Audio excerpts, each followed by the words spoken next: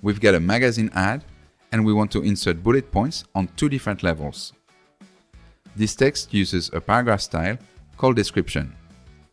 So we're going to go to Brand Kits in GraFx Studio. Locate the description paragraph style and click the Edit icon. Go to the Bulleted List tab. Level 1 is selected by default. For this level, we'll select the square style. Then, select Level 2 using the drop-down and select your preferred bullet style. Here, the square outline. Close the paragraph style. Select a line for bullet style level 1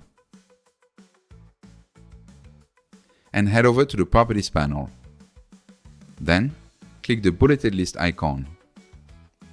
For bullet style level 2, select your text, head over to the Properties panel and click the Bulleted List icon.